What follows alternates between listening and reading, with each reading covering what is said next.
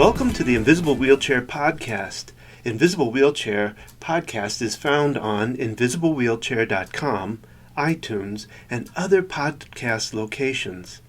It's our year in review for 2020. Each day this week, we are playing back the best of 2020 Invisible Wheelchair Podcast. Here is today's. Enjoy.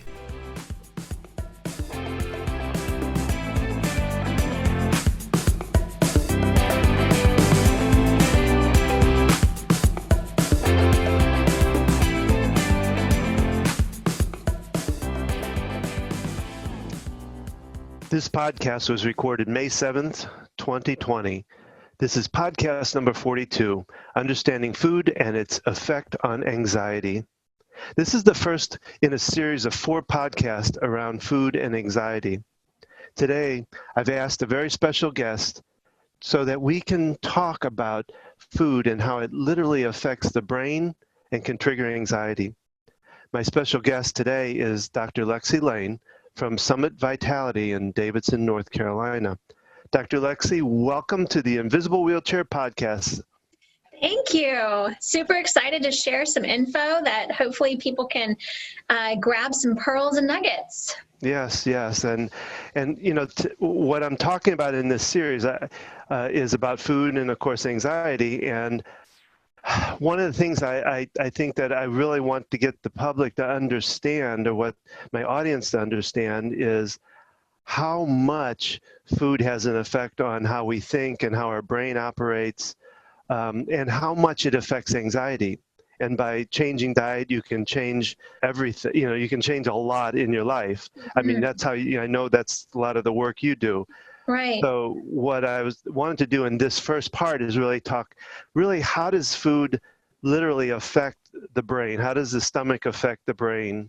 Sure. Yeah. So that's, of course, a loaded question, but I'd like to have those ones. Yeah, right. So I think, first of all, it's really important to understand when we are eating food, you know, we think about it not really as building blocks or fuel. We just eat, right? We eat because we want to, or we're hungry. Just by thinking, oh, I'm hungry. Well, hunger is actually a signal to the brain. The whole process of digestion and eating actually is a two-way street between brain and gut. Brain is talking to gut, and by way of saying, oh my gosh, I'm thinking about food. When you look at a commercial on the TV, I smell the food. If you go to like a state fair, you're just inundated with smells of like fried food anyway, and you see food, you think about it, and all those senses are involved in triggering and telling brain, hey, something's about to happen. And then brain will signal down the pathway to the gut through creating saliva. Like, for example, if you think about lemons, when you think about a lemon, you automatically salivate. When I was a kid, I used to chew those Sour Patch Kids, you know, those really sour candies. Like, just thinking about it, I'm salivating. And that salivation is brain and memory automatically communicating to the first process of our digestion, which is in our mouths. We chew. And then that will cascade down into communications to the stomach and to all these other organs involved in making digestive enzymes. So anyway, so you can see this downstream communication to brain before you actually even put food in your mouth. And then when food does come into your mouth, those are your building blocks. So how are you breaking down and assimilating those building blocks into neurotransmitters, which is basically our brain chemistry? So just in a quick and dirty, you know, that's just your introduction into how brain and gut talk to one another, and how food kind of plays into that on just a basic level. If I'm not mistaken, protein is a real big builder for the neural pathways. Is that correct? Protein is important, and really healthy fats as well. You need, every neurotransmitter's got almost like a cholesterol backbone to it. Amino acids, so that protein getting broken down into what we call branched chain amino acids. Those amino acids then get assimilated like L-tryptophan and, glutamate and anyway, so all L-tyrosine. So these amino acids do feed into those first building blocks into what makes a neurotransmitter or a brain chemistry, like serotonin, dopamine, and GABA. GABA is a big one in our conversation since you're really honing in on anxiety. All of those have an amino acid, and then yes, that is coming from a protein, and you need to be able to break those down well to assimilate. So you just brought up something and it's going to go off of the questions we talked about, but I know in my daughter's experience, GABA played a huge role she had an imbalance of GABA in her system. So how does GABA play a role in anxiety then? Yes, that's a really great question. In our brains, if you were to put your hand in the back of your skull, you're touching what we call the cerebellum. The back of the brain is actually where GABA gets super active. And what happens in your question regarding food, because we're talking a lot about how food relates to anxiety, GABA is one of these, what we call an inhibitory neurotransmitter. So it's going to have a calming effect to it. So what we're doing is we're inhibiting these overexcited pathways, because when we're anxious, we are being too stimulated. So we need to calm the stimulation down, which GABA plays a big role in. Where food comes in, so I think in another podcast that you're going to be doing in this series is about, what foods to avoid. So I'll just give a little taster, excuse the pun of a word there, but gluten proteins look a lot like an enzyme that plays a role with GABA. And so what happens is that if you eat gluten and your immune system and your gut starts to react to gluten, you can have these cross reactions to the GABA pathway. And so what can happen is you get aggravation and anxiety with gluten proteins. Because gluten, let's just say, looks like A, B, C, D. The GABA pathway might look like A, B, C, F, G. So that ABC portion is what the immune system grabs onto. And it's like, oh, everything that looks like ABC, I'm going to go and attack. And so it'll attack a gluten ABC and it'll attack a GABA ABC, causing anxiety. So when you pull out the gluten, you're actually calming that immune response, thereby calming GABA response. So that could be just one story into how food impacts GABA, but more specifically how food is impacting anxiety. Which is why when you pull out gluten, sometimes you'll see your kids, or even within yourself, your mood just totally stabilizes and you get kind of even kill.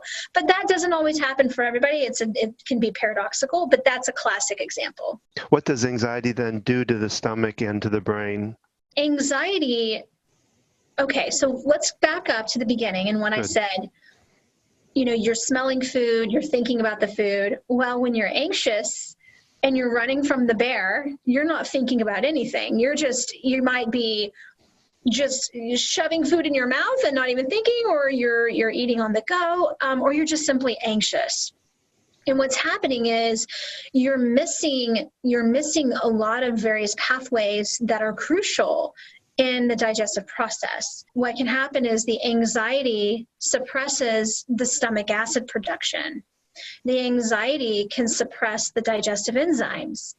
And then anxiety in some people will create stomach cramping and maybe even diarrhea. Like before presentation, somebody might get the runs where somebody else might get totally constipated. It depends on your picture presentation. But what's happening is there's this nerve called the vagus nerve, and it's like a two-way highway. Just imagine a highway. You've got cars going into the city and you've got cars leaving the city. So it's going both ways. The vagus nerve is just like that. it's talking from brain to gut and then gut to brain. And so when you're anxious, brain's like, I'm running from the bear right now. I don't have time to break down these foods because we got to survive. And so we're going to shut down and stop all these lovely rest and digest pathways to run, and we'll deal with that later. You do not want to run from the bear and be pooping along the way. Although some people, just seeing the bear may cause that part, Just seeing the bear just might cause that. That's right. So you might be scared poopless anyway. But So that's a prime example of how fright can impact digestion. It kind of leads me off to a different. That sounds like what you might talk about in leaky gut, then, would it not? Yes. It's kind of the leader to that symptom. Leaky gut is complex because, the anxiety component, this is kind of the chicken before the egg kind of question, because which one did come first? The anxiety puts you in this sympathetic state of being, this fight or flight response that's going to have a direct impact on digestion. And if you have poor digestion, then you will cause inflammation along the GI lining, which will then break down the lining.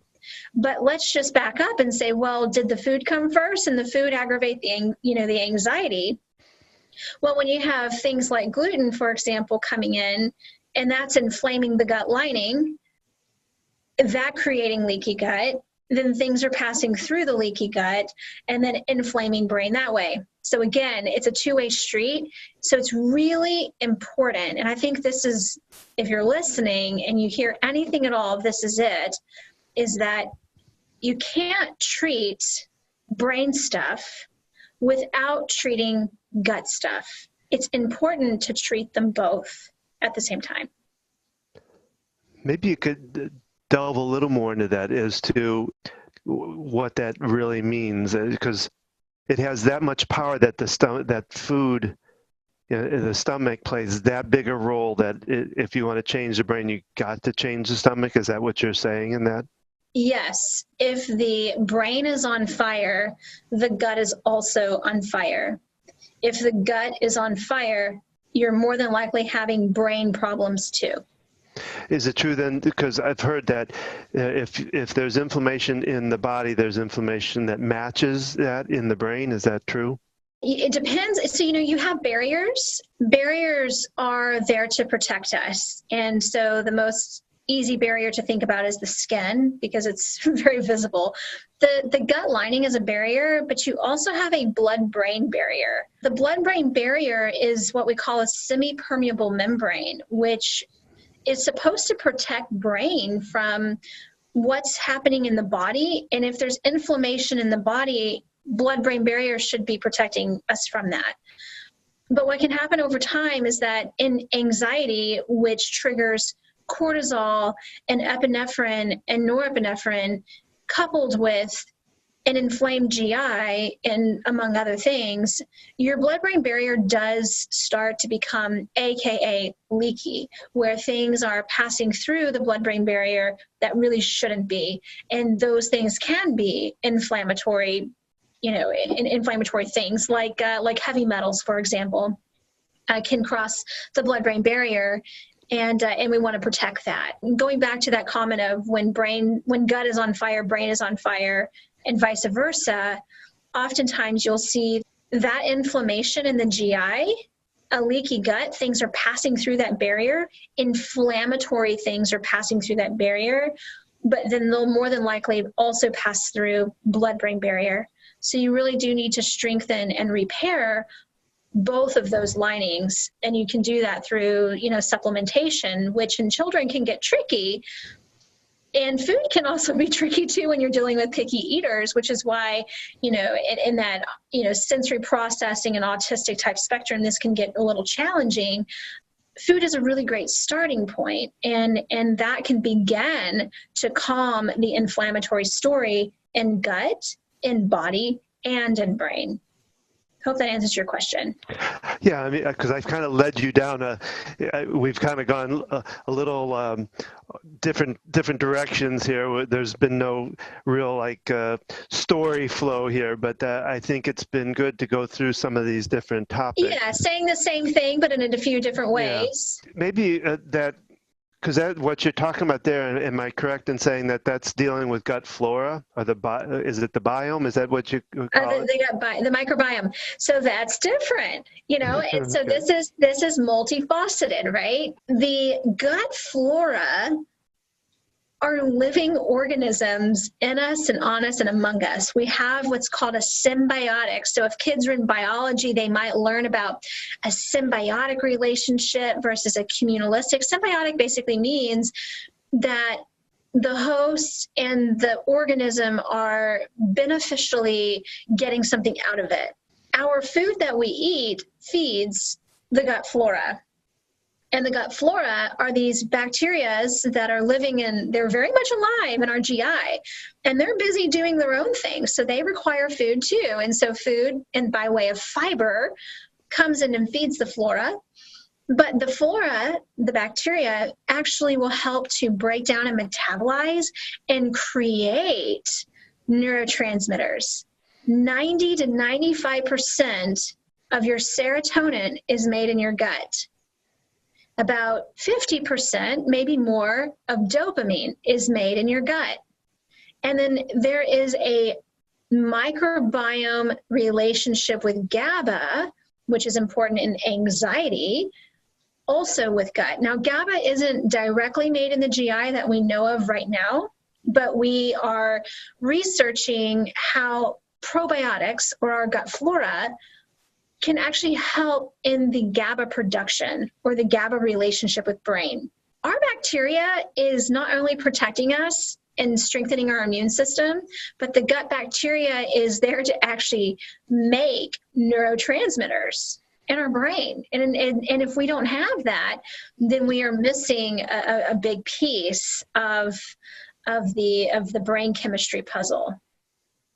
Oh, that's wonderful. I don't know, is there a way of, well, let me ask you this. Somebody comes in and you know that they're having gut issues. Now, this is going to be hard to give an exact on this. Sure. But what would be the process roughly of what you would go through to change that for them? Sure. It's never one thing. Yeah. Yeah. So when I take a case, Donald, and I'm sure, with working with people, you realize that there are many factors. And so when I have a patient coming in who's got gut stuff, it's rare that you would find them not having brain stuff. But sometimes you do. Sometimes it's just GI, and that's great. But for the sake of this conversation, when there's gut symptoms, there's usually an anxiety, a depression, an insomnia, an OCD, a sensory processing of whatever it is. And so we have to take a multifaceted approach. And that's what's so beautiful about naturopathic medicine, is that we are able to hone in on the mental emotional component and get the tools that they need. So for example, the tapping. Hone in on the food component, which is identifying what foods are inflaming the patient and remove those. And then honing in on, yes, the gut flora, and looking at, are there things growing in the GI that shouldn't be there? Pandas, for example. Pandas is a condition where, there's, I think it's strep. Steph, I cannot believe I'm blanking on it. But anyway, you're a strep carrier. And so you can find strep species in the GI, and as it relates to pandas. So you can't just say, if a patient comes to me and says, what's the one thing I can take? Yeah. Well, if you took a probiotic, a nice, well-rounded probiotic, and then changed your diet to be either anti-inflammatory or identifying food sensitivities and removing those, and then worked with someone to do the tapping or to work on the mental emotional component to deal with the anxieties and giving tools, coping mechanisms, that would be a really good foundational plan. If I had to pick one supplement, yes, it would be a probiotic. But obviously, we need to strengthen and repair the lining, and that includes the blood-brain barrier lining. Well, and I think that you just talked about what the difference is between, say, naturopathic and the medical world. Is the medical world kind of has a structure of, well, when they come in, it's something around their stomach, they do this, this, and this. It's kind of set. Everybody's kind of the same set pattern in a way. Right. Whereas you're looking at whole body, whole things that are happening, and trying to figure out, you got to handle all the different complex pieces of it, which is I think is so cool, and that's how you do so well. Yeah, and then the synergy. But and like I hear parents say, well, I know my kid will get really aggravated mentally and emotionally, like their anxieties go really high, or their OCD gets really aggravated when they're really constipated, and what's that constipation doing? Well, pooping is the way that we detox. It's a really great avenue of elimination. And when that stops, where do those toxins go, right? And then that can inflame brain. So if parents are listening and they see that connection with their kids, it's because they're packing in the toxins. Well, tell them that they just got to go look at a bear, and that'll. They've got to go look at a bear. That's it. That'll solve it right there. So yes. Send them to Yellowstone and put them out of the car. Is there any other thoughts that you'd like to get across about this that we haven't covered, I guess? The only thing that I'll say in summary is that food truly is medicine. We truly are what we eat. And if there was anything at all that you did for yourself or your family, it would be to really take a hard look at what you're eating and what things you could change, because that will really take you a long way. In fact, in many, many ways, no matter what supplement regimen you're on, that seems to be the most impactful. And then, obviously combining it with tools like the tapping, for example. But that would be my one nugget. And it's a perfect segue into your next podcast, talking about specifics around food and what things to avoid. Well, and I'll ask you for your, say, top 5 maybe of foods that you, and I'm not saying that they have to take out, but that you would look at that tend to be the ones that are the worst at, or whatever. I don't know how you'd want to say it, but well, I can give you my top 3 hands down, and I'm sure you all listeners know what it's going to be. Yeah. It's going to be the gluten and the dairy, and I actually see egg come up a lot. So between gluten, dairy, and egg, those are the big ones. You could explore the nut family, like peanuts, and what else? Soy as well can be in there. But when I run the food sensitivity panels, those 3 tend to be kind of my top. Mm-hmm. My top food groups. You can explore nightshades too, but we're dealing with kids. We're dealing with picky eaters. Good luck with that, right? So identifying 5 foods can be really overwhelming. Identifying just 3 foods can be overwhelming for some families. So if 3 is overwhelming, if you've got a really anxious kid, look at gluten first, because gluten and the GABA pathways are hugely related. And then secondly would be the dairy, and then third would be the egg. Oh, that's great. And you mentioned egg, and that was a trigger that came up from my daughter with her OCD, and I've heard that path, that egg with a lot of different OCD patients. So so that's wonderful. And I guess remind the audience too that it's really best to do this with a professional like Dr. Lexi. Or some professional, some naturopathic, because they'll help guide you as to what you can do. You can take guesses at it, but it's sometimes very helpful to have somebody to guide you through that. So just a little personal note about yourself. How did you decide to get into this?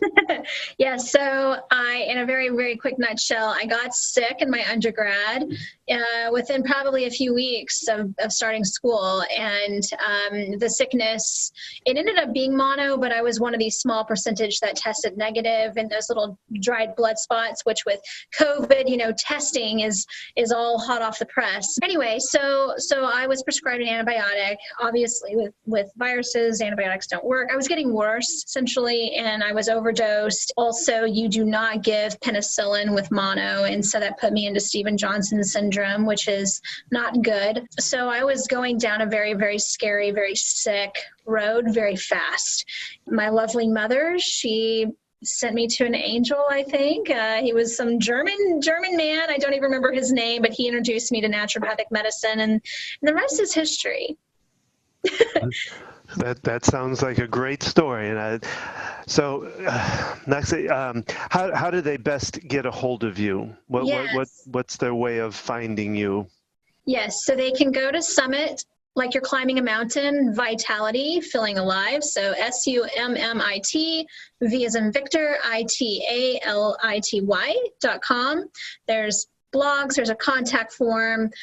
Setting up a discovery session with me would be a really great starting place just to meet me. And we obviously offer telehealth, so it doesn't matter if you're not in North Carolina or even Davidson. If you're listening from another state, still feel free to reach out, because we can cross the state lines. So, and so summitvitality.com, it would be the best way, and they can follow me on Facebook and Instagram and LinkedIn and all that good stuff too. So you can find me on social media.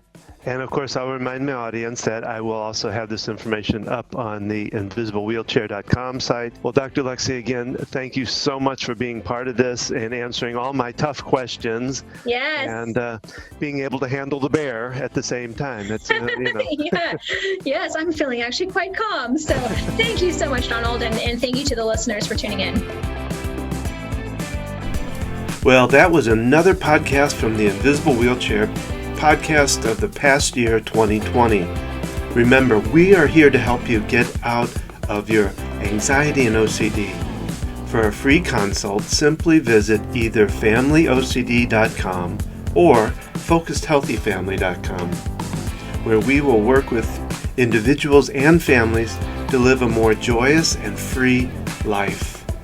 We also invite you to give your comments to these podcasts or to be on the podcast telling your story. Simply go to theinvisiblewheelchair.com and you will find a place to tell your story or a place to leave comments.